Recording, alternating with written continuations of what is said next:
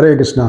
ಮಹಾವಿಷ್ಣುವಿನ ಪತ್ನಿ ಮಹಾಲಕ್ಷ್ಮಿಯ ಗಮನ ಮತ್ತು ಆಶೀರ್ವಾದವನ್ನು ಯಾವ ರೀತಿ ಪಡೆಯೋದು ಅದರ ಬಗ್ಗೆ ಚರ್ಚೆ. ಅಮೃತ ಮಂಥನದ ಕಥೆಯಲ್ಲಿ ನಾವೆಲ್ಲ ಕೇಳಿರ್ತೀವಿ, ಎಷ್ಟೊಂದು ವಸ್ತುಗಳಾಚೆ ಬಂತು, ದೇವತೆಗಳು ಆಚೆ ಬಂದರು, ಮಹಾಲಕ್ಷ್ಮಿ ತಾಯಿನೂ ಆಚೆ ಬಂದ್ಲು ಮಂಥನದಿಂದ. ಒಂದೇನು ಹೇಳ್ಬೇಕಂದ್ರೆ, ಮಹಾಲಕ್ಷ್ಮಿ ತಾಯಿ ಬರ್ಲಿಕ್ಕೂ ಮುಂಚೆ ಬಂದದ್ದು ಆ ಲಕ್ಷ್ಮಿ ಎಂದು. ಆ ಲಕ್ಷ್ಮಿ ಮಹಾಲಕ್ಷ್ಮಿ ಇಬ್ಬರಲ್ಲಿ ವ್ಯತ್ಯಾಸನಂದ್ರೆ, ಮಹಾಲಕ್ಷ್ಮಿ ತಾಯಿ ಒಂದು ರೀತಿಯ ಅದೃಷ್ಟದ ಸಂಕೇತ, ಸಿರಿ ಸಂಪತ್ತು, ಸಮೃದ್ಧಿ ಕೊಡುವಂತಹ ತಾಯಿ. ಇವೆಲ್ಲದಕ್ಕೂ ಉಲ್ಟಾ ಕೊಡುವಂತಹ ದೇವತೆ ಆ ಲಕ್ಷ್ಮಿ ಅಂತ ಹೇಳ್ಬೋದು. ಅಂದ್ರೆ ಒಂದು ರೀತಿಯ ಅದೃಷ್ಟ ಇಲ್ಲದಂತಹ ಸ್ಥಿತಿಗತಿ, ಸಿರಿ ಸಂಪತ್ತು ಇಲ್ಲದಂತಹ ಸ್ಥಿತಿಗತಿ, ಸಮೃದ್ಧಿ ಜೀವನದಲ್ಲಿ ಇಲ್ಲದಂತಹ ಸ್ಥಿತಿಗತಿ ಕೊಡುವಂತ ದೇವತೆ ಆ ಲಕ್ಷ್ಮಿ. ಒಂದು ಸತಿ ಇವರಿಬ್ಬರಲ್ಲಿ ಒಂದು ರೀತಿಯ ಪೈಪೋಟಿ, ಯಾರು ಶ್ರೇಷ್ಠ ಅಂತ. ಯಾಕಂದ್ರೆ ಅರ್ಥ ಮಾಡ್ಕೋಬೇಕು, ಒಂದು ರೀತಿ ನಾವು ಸೂಕ್ಷ್ಮವಾಗಿ ನೋಡಿದ್ರೆ ಇಬ್ಬರು ಶ್ರೇಷ್ಠನೇ. ಅದೃಷ್ಟ ನಮ್ಮಲ್ಲಿ ಬಂದ್ರೆ, ಸಿರಿ ಸಂಪತ್ತು ಬಂದ್ರೆ, ಸಮೃದ್ಧಿ ಬಂದ್ರೆ ನಮಗ್ ಶ್ರೇಷ್ಠನೇ. ಇವೆಲ್ಲ ಕಳ್ಕೊಂಡ್ರೆ ಅದು ಒಂದು ರೀತಿಯ ಗಾಬರಿನೇ.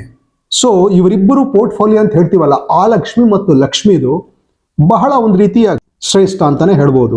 ಯಾರು ಇವರಿಬ್ಬರಲ್ಲಿ ಶ್ರೇಷ್ಠ ಅಂತ ಒಂದು ರೀತಿಯ ಕಥನ ನಡೀತಾ ಇರ್ಬೇಕಾದ್ರೆ ಮಹಾವಿಷ್ಣು ಹತ್ರ ಹೋದಾಗ, ಇಬ್ಬರು ಮಹಾವಿಷ್ಣುವಿನ ಒಂದು ರೀತಿಯ ಅಧೀನನೇ. ಮಹಾವಿಷ್ಣು ಇದಕ್ಕೆ ಇನ್ವಾಲ್ವ್ ಆಗದೆ, ಡಿಸಿಷನ್ ತಗೊಳ್ಳದೆ ನಾರದ ಮುನಿ ಕೇಳ್ತಾರಂತೆ, ನಾರದ ಮುನಿ ನೀನ್ ಸ್ವಲ್ಪ ಹ್ಯಾಂಡಲ್ ಮಾಡಿದನ್ನ ಅಂತ. ನಾರದ ಮುನಿಗಳು ಹೇಳ್ತಾರಂತೆ, ತಾಯಂದ್ರೆ ನೀವಿಬ್ರು ಸ್ವಲ್ಪ ದೂರ ನಡ್ಕೊಂಡು ಹೋಗಿ ಮತ್ತೆ ವಾಪಸ್ ಬನ್ನಿ ಅಂತ ಹೇಳ್ತಾರಂತೆ. ಅವರಿಬ್ಬರು ಆ ಲಕ್ಷ್ಮಿ ಮತ್ತು ಲಕ್ಷ್ಮಿ ಸ್ವಲ್ಪ ದೂರ ನಡ್ಕೊಂಡು ಹೋಗಿ ವಾಪಸ್ ಬಂದಾಗ ನಾರದ ಮುನಿಗಳು ಹೇಳ್ತಾರಂತೆ, ತಾಯಿ ಆ ಲಕ್ಷ್ಮಿ, ನೀನು ಹೋಗ್ತಾ ಇರ್ಬೇಕಾದ್ರೆ ತುಂಬಾ ಚೆನ್ನಾಗಿ ಕಾಣ್ತೀಯ, ತುಂಬಾ ಶ್ರೇಷ್ಠವಾಗಿ ಕಾಣ್ತೀಯ. ಆದ್ರೆ ಮಹಾಲಕ್ಷ್ಮಿ ತಾಯಿ, ನೀನು ಬರ್ತಾ ಇರ್ಬೇಕಾದ್ರೆ ತುಂಬಾ ಚೆನ್ನಾಗಿ ಮತ್ತು ಶ್ರೇಷ್ಠವಾಗಿ ಕಾಣ್ತೀಯ ಅಂತ ಹೇಳ್ತಾರಂತೆ. ಇದರ ಅರ್ಥ ಏನಂದ್ರೆ, ಮನುಷ್ಯನ ಜೀವನದಲ್ಲಿ ಮಹಾಲಕ್ಷ್ಮಿ ಬರ್ತಾ ಇದ್ರೆ ಬಹಳ ಶ್ರೇಷ್ಠ, ಆ ಲಕ್ಷ್ಮಿ ಅಥವಾ ಒಂದು ರೀತಿಯ ದಾರಿದ್ರ್ಯದ ಸಂಕೇತ ನಮ್ಮಿಂದ ಹೋಗ್ತಾ ಇದ್ರೆ ಒಂದು ರೀತಿಯ ಬಹಳಷ್ಟು ಶ್ರೇಷ್ಠ ನಮ್ಮ ಜೀವನದಲ್ಲಿ ಅಂತ ಅರ್ಥ. ಸೊ ಈ ಕಥೆಯನ್ನ ಕೇಳಿದ್ಮೇಲೆ ನಾವು ಸ್ವಲ್ಪ ಸೂಕ್ಷ್ಮವಾಗಿ ಯೋಚನೆ ಮಾಡಬೇಕು. ಯಾವ ರೀತಿ ನಾವು ಮಹಾಲಕ್ಷ್ಮಿ ತಾಯಿಯ ಗಮನವನ್ನ, ಆಶೀರ್ವಾದವನ್ನ ಪಡಿಬೇಕನ್ನೋದನ್ನ ಸ್ವಲ್ಪ ನಾವು ಆಲೋಚನೆ ಮಾಡಬೇಕು.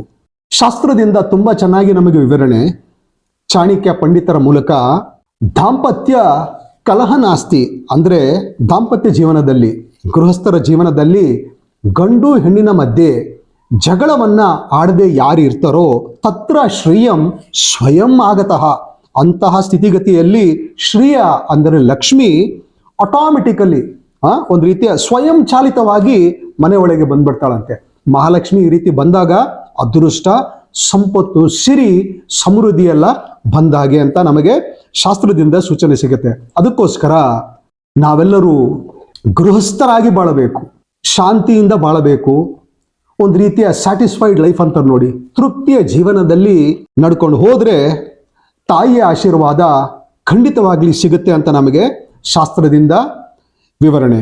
ಈ ವಿಡಿಯೋ ನಿಮಗಿಷ್ಟ ಆದರೆ ದಯವಿಟ್ಟು ಲೈಕ್ ಮಾಡಿ, ನಿಮ್ಮ ಕಾಮೆಂಟನ್ನು ಕೊಡಿ.